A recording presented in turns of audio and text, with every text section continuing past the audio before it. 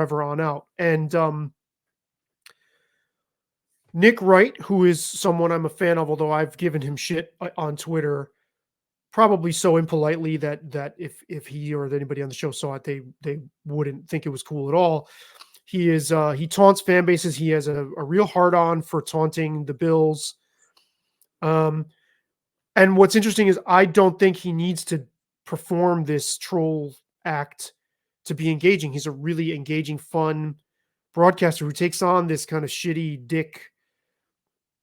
This like he just is just the dick to people and that's part of his shtick.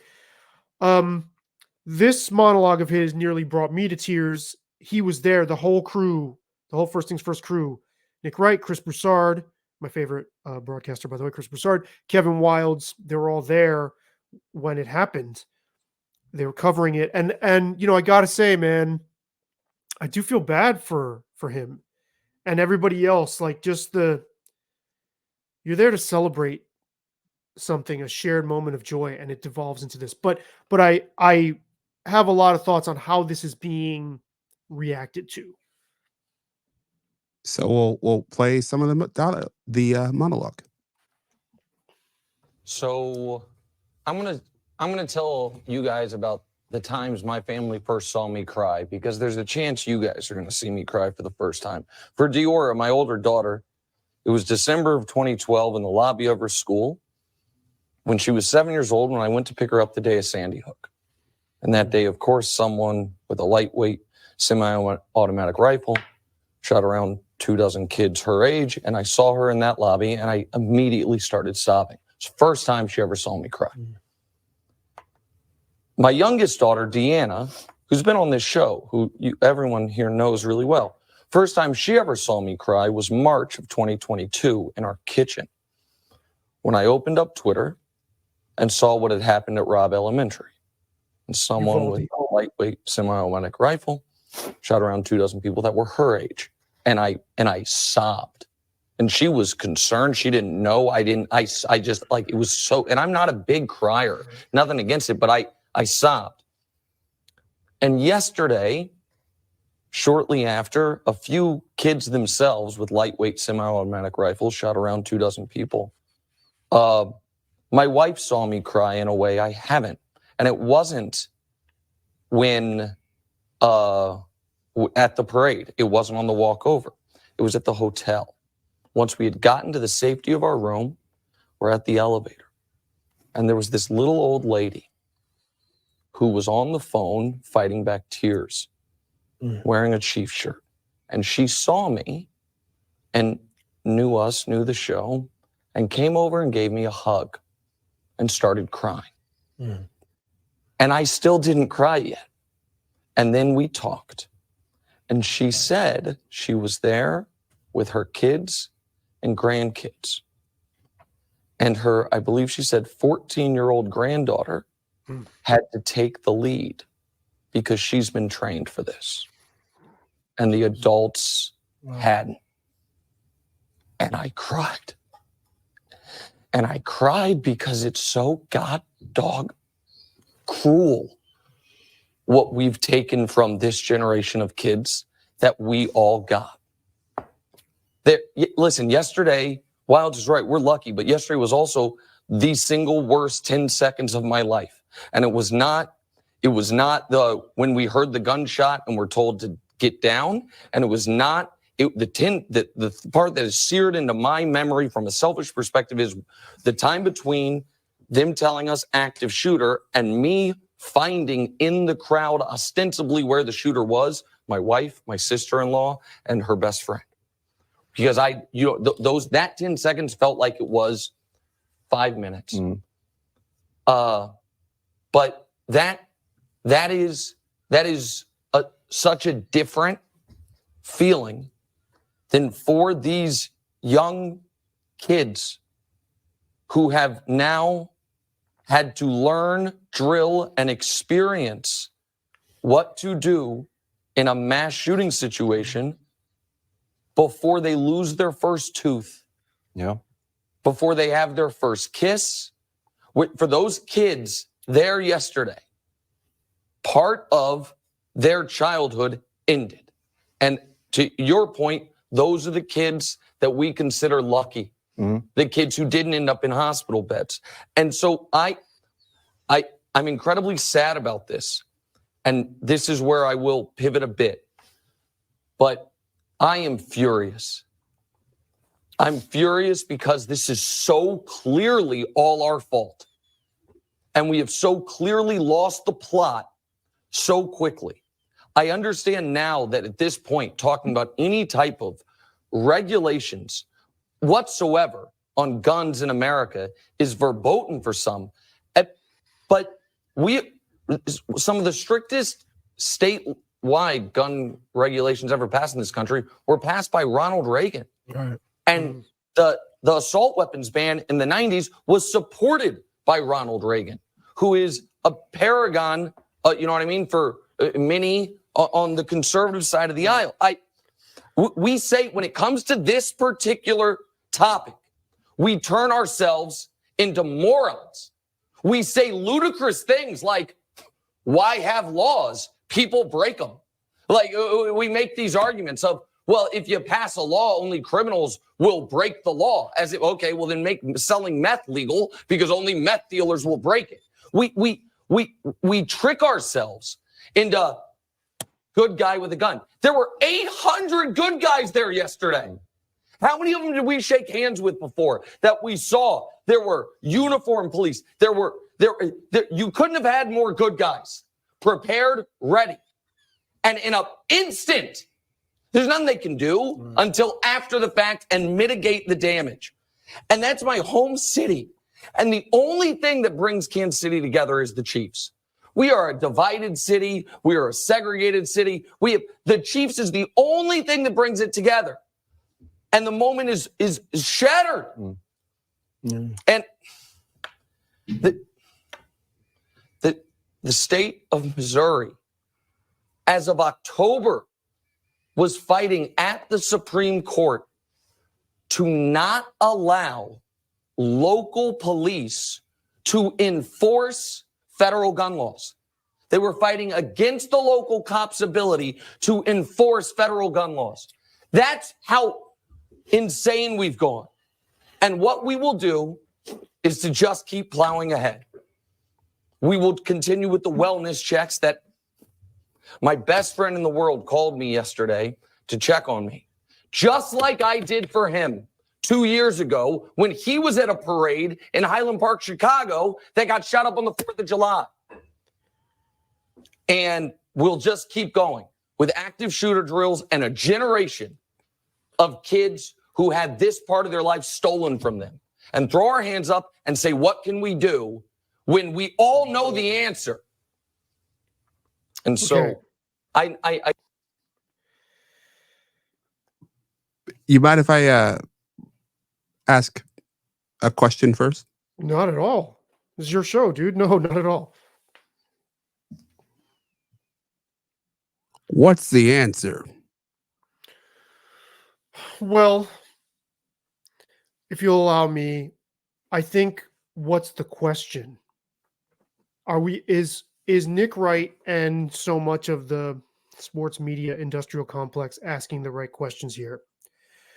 Full disclosure, I've come around on guns. I'm now essentially pro-gun, where I wasn't before, where I was much more vehemently on the side of gun regulations and could not understand the pro-gun position and could not fathom why this conversation was so irreconcilable.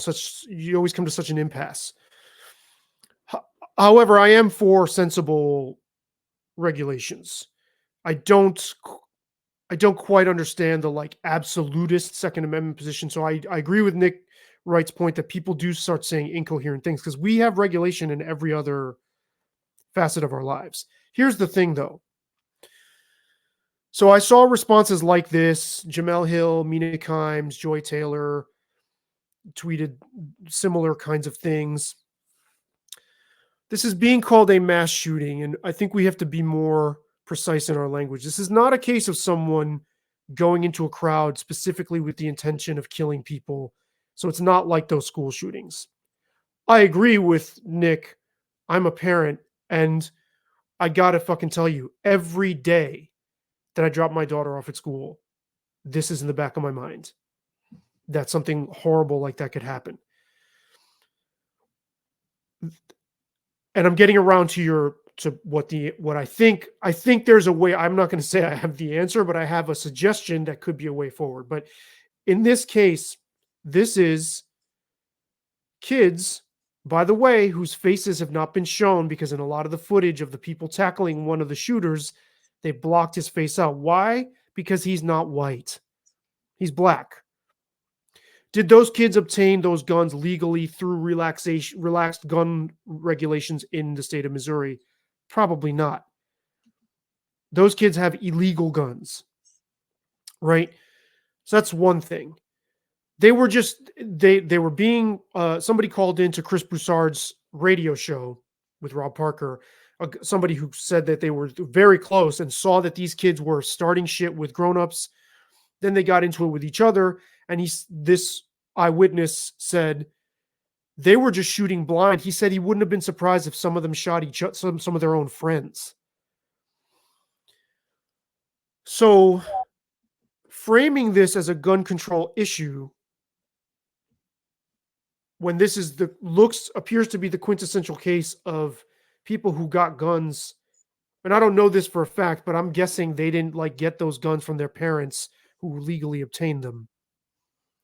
That's misleading, or it's misguided. What do you think of that? And I can continue, but I'm just curious to get your take so far. It gets close to my biggest gripe and why I was dreading having this conversation, especially in the guise of sports media. I have to even back up a little bit further to get to my point. I'll bring him back up on the screen.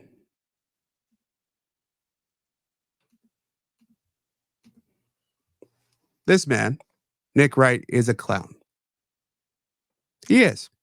He is a clown. He's an absolute total clown. He is a troll and an ass. He does it for good reason. He does it because it gets him attention. He does it because it gets him in the front of minds and in the back of minds of fan bases like my own. I'm a giant Bills fan, and he trolls the Bills as well all the time. It's not just in a really. Let me finish here. Oh, sorry. It's not just because he trolls the Bills that I call him a clown. I call him a clown because that's how he portrays himself. He portrays himself as this paragon of knowledge, that this know-it-all. It's a whole shtick that all these guys use all the time. Here's the problem with them tackling an issue like this. This is not an issue that fits within the paint by numbers circumstance. All this guy does, and the people who are on these shows, like Stephen A., like Dan Lebitard, even my boys, Tony Kornheiser and Mike Wilbon, I love them. But here's what they do. They paint by numbers daily. Guns and gun control and violence are not issues that can be addressed by painting by numbers. So I feel for him. I feel for his family. I feel for that fan in the Chiefs uniform. Even as a Bills fan who was burned by them, I feel for them. It sucks. I would hate for that to happen. I want them to lose, not to die. I get that. It's not something that I want to happen. But what's clear to me is that he doesn't have the chops nor the depth to handle an issue like this. Or the will to do to do the homework. Not just will, but he's playing a role, as I've told you repeatedly. And that role will not allow him to address deeper more substantive issues. It's more about arguing whether LeBron James is the GOAT, whether Pat Mahomes is already better than Tom Brady, and what coach should be fired. He can't handle this. No, no. This ain't him. And he would have been one of those people at the Super Bowl party I went to who similarly can't veer off the I don't want to call it ideological, but the track of exposure, the things they've been exposed to enough to even be able to receive dialogue on the issue that again does not paint by numbers. The reason I interrupted you is because I was going to ask you, and I think I know the answer, but does his mean-spiritedness towards fan bases bother you? A little, but that's not my big gripe. Right. Because like a guy like Jim Rome has been mean-spirited forever. There's been plenty of guys who've been mean-spirited. And I realize, especially as a broadcaster, you are playing a role. You are trying to drive people to listen to you, to watch you, to engage with you. I'm playing a role even right now. I'm a bit elevated, not crazy high, but I'm an elevated version of myself. It's part of the job. So the mean-spirited thing doesn't bug me. What bugs me is the know-it-all nature of the people on these programs, whether it is Shannon Sharp or Mad Dog Russo, who just got his extension, Stephen A, Screaming A is more appropriate, Skip Bayless, all these folks, the know-it-all nature about things they can't possibly know it all, that's what bugs me. Not just about them, but about everything. And you said something I want to laser in on. The know-it-all nature about things they can't know at all is how I heard that. Yeah. Yeah.